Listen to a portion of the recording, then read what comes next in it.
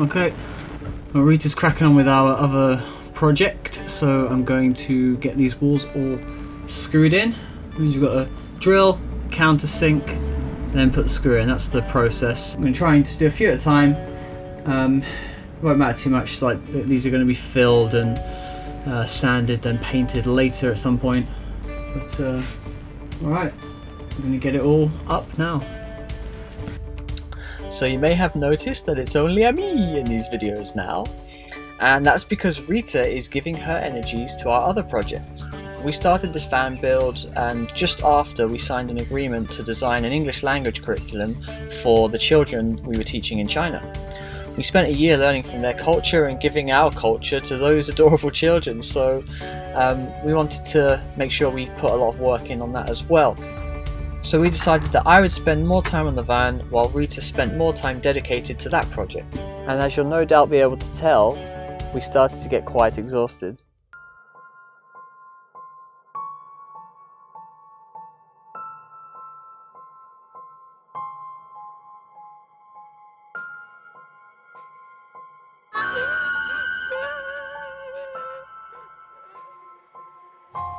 Well, it's a lovely Halloween evening and I'm here in the bus screwing in the wall. I just thought I'd take a second of just go back inside the house a second to set something up. I'll show you what I've set up. Here's our Halloween special. What is that? What the fuck is that?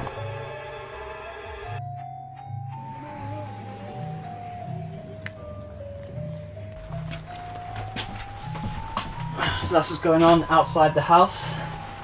Happy Halloween. This is about the scariest thing I'm gonna come up with.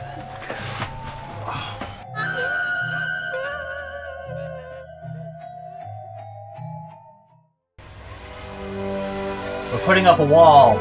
It's gonna be a great wall. And you're gonna pay for it. Here's our Patreon.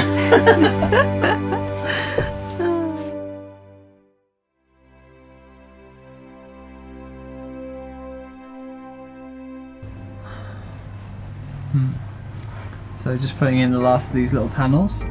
They're smoothed on the edge so they look a bit more like a plank, like how we're going for that look with this. And then they'll secure into these metal ribs, and I'll put some more screws in here which will pull these flat to this so everything will look nice and flush. We've also put in and cut out the surround for the front, so that's all fixed in there. Our carpet has arrived as well, so we'll put all the carpet in.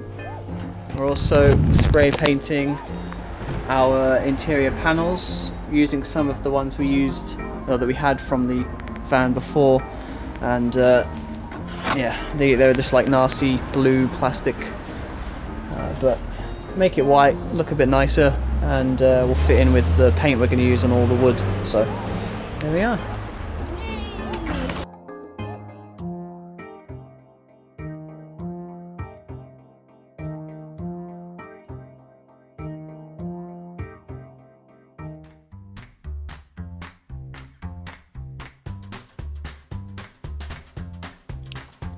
The first stage of fitting our drainage system was to locate a space under the van where our wastewater tank could be attached. We wanted to recycle anything we could from the teardown of the old minibus chairs, so I cut up the old driver's seat, and for the mounting fixture I also began putting together a bunch of old chair parts to make our full tank bracket. You can see in this first iteration I designed the bracket to have a tank slide in lengthways and open from the end with a flap. However, this would put too much weight onto only 2 fixing points, so I changed things around and found a good bracket that fit perfectly under our van. Once I've modified these bits to swing on, pull that down, we'll take these in, that will get nice and secured, and now clips back on. Okay, so next job is to get that piping wired up or linked up to the back over there.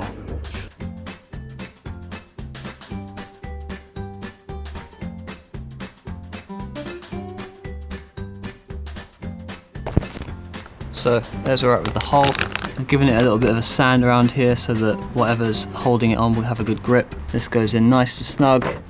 The rubber stopper is quite wide on the edge, so that'll be fine. This is going to go on the inside obviously, so I'll hook that up now.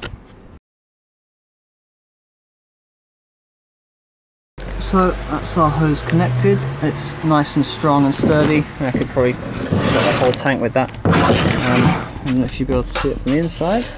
There you go, there's the connector. And this is the waste tank, so it doesn't matter so much if anything goes wrong. So it's a bit of practice for the fresh water tank, which I will do later on once the kitchen cabinet is installed. But now it means I can drill the other hole in the van on the other side for the sink and hook everything up to this once I've got a couple more connectors. But I'll get the pipes laid out now anyway. Where are we? Sorry. South of Vietnam. We have just gone and bought our entire plumbing system, so we've got things like valves. We bought a bucket as well because it was just so full of little things. So this has got the plans as well as a waste trap, all the little connector stuff, shut-off valves. We've got all the piping here. Yeah, loads of pipe. And I'll show you the system. This is basically the crazy system. Well, everything connects around here, tank to pump to shut-off valves, to the heater, to the cold water inlets, hot water to shower, hot water to the sink, waste, waste tank. So fairly simple, he says. Yeah, until you start fitting it all. Do you need any help, babe? Yeah. Well, I'm filming right now, so I can't. Now I'll help you. Yeah, we just made a little space for the shower tray. And we're putting the pipe right back in. A couple of centimeters so we can shower. Yeah, wow. Save yourself like 17 mil. Oh, very good. Something. It means it's also got more support because I've boxed it in with wood, so that's going to be super strong. Yeah. Yay! Let's put it in.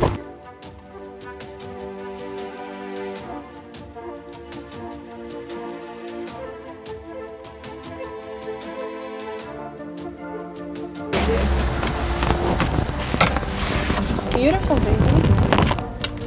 Ta-da! It's under the bus. How's it going? It looks good. What are your thoughts? Might just have to change where the shower tray is. So it's like if I go on this end, you know, like this corner.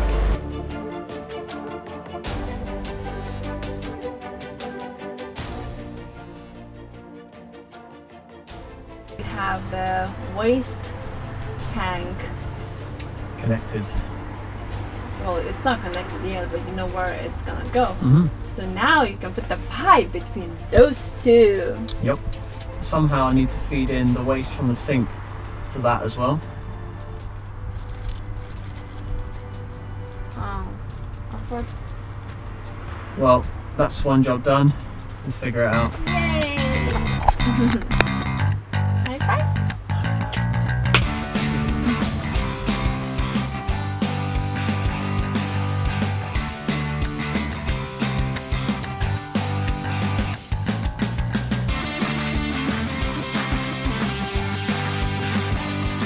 Alright, shower is in. I've just sealed this edge here.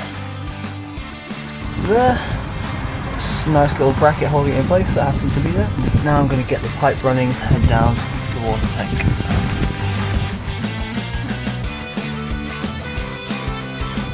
What I need right now is the De-burring. One of these little tools. And this has actually got a free moving piece. And so as you wipe it around the inside of the hole, it moves with you and just takes off that sharp edge. So obviously when we put our PVC pipes in, we don't want the edge to be, you know, slowly wearing away on this as the van bounces up and down. Got to paint it as well, because otherwise it's just going to become a rustable surface. So yeah, that's a little tip. Right, so we left this floor unscrewed so that we would be able to fit in our plumbing pipe, which needs to go from the water pump and tank on the kitchen side over to where the shower is. And literally like maybe 2 days before we actually need to put the pipe down, we completely forgot about that fact and I screwed the floor down. So now I need to take the floor up, which is what we tried to avoid, and then put this pipe down. So that's what I'm going to be doing. Just goes to show, no matter how much you plan, you still have to account for mistakes or unforeseeable tasks. So many things, so many little things. Our 1 month turnover project has turned into 2 months. If we get it finished within the next 2 weeks. More like 5 months, I think. No way! Well, I think it's going to be a project that goes on forever. This is the project that never ends. Yes, it goes on and on, my friend. Some people started doing it not knowing what it was, and then they kept on doing it forever just because it's the project that never ends. Yes, it goes on and on, my friend. Some people started doing it not knowing what it was, and now they keep on doing it forever just because it's the project that never ends. Out here, it's getting a bit dark now, but pipe's about to go in, and so what I've done is wrapped up a pipe in the insulation. So yeah, there we go. That's what I've just been doing. Gonna wrap this up and get the board cut out, put back in, and get the floor screwed down again. Just putting that board there so we can store anything on it or fix anything down there. You know, I might put the water pump on that board. Shower tray is now fitted properly with its waste catcher, so I'm going to get under the van and do all these bits and pieces now.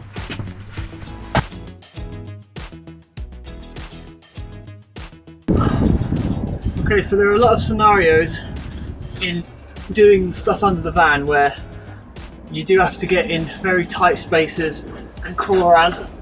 In this case, I've had to put the van on the curb and crawl into the little gap here. I need to get that hole at the back in between the floor and the fuel tank. So what I just had to do was get this drill in the little gap there, push it in, rotate it and drill a hole from the other side. So what I'm just going to do now is de-burr it from here. I thought I'd show you just the awkwardness and ridiculousness of the situation.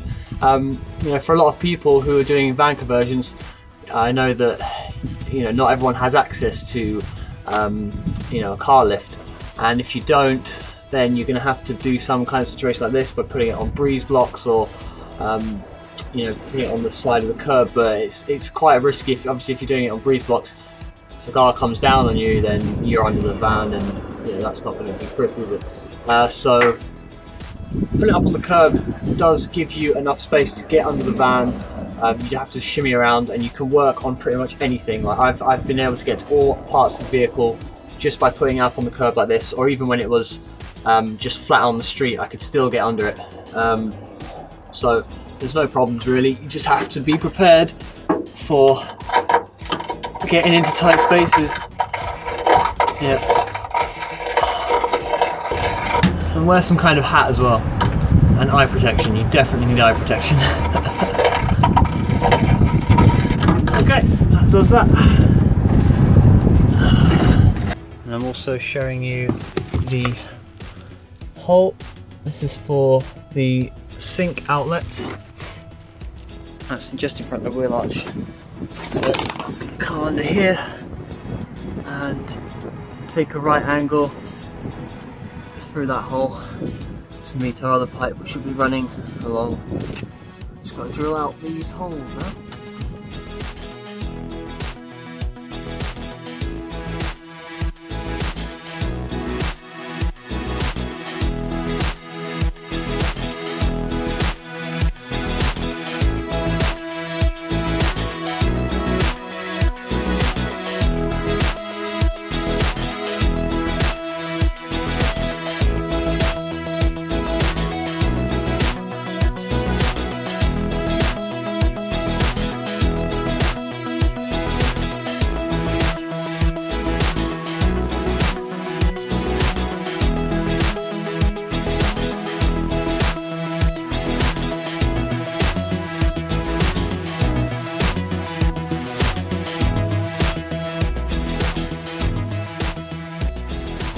Well, it's always hard when you're under the van.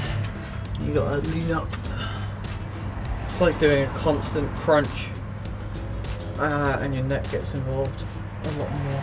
Okay, looking good.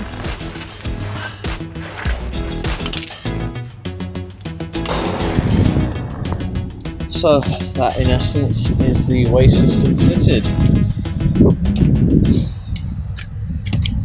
I really wish I had this up on stilts or car lift, but I'll show you what we've got. So inside we have waist fitting from the shower tray and where the sink will exit to go underneath.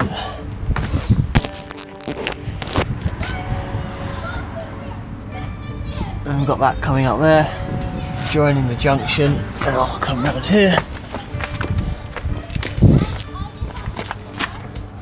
So the shower tray exits here, goes through above the fuel tank, comes down the line to join our sink there at the T-junction, and then this follows down on a downwards gradient into the waste tank. And there we are.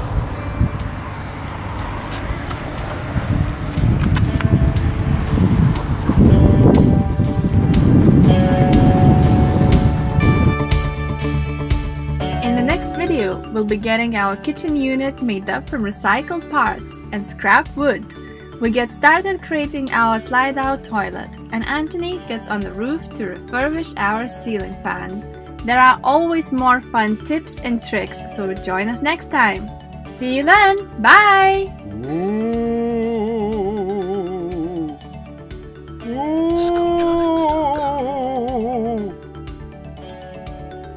I don't hear you screaming. Don't you find me scary? Used to be I could just rattle my chains, give a haunting moan, and you mortals would die of fright!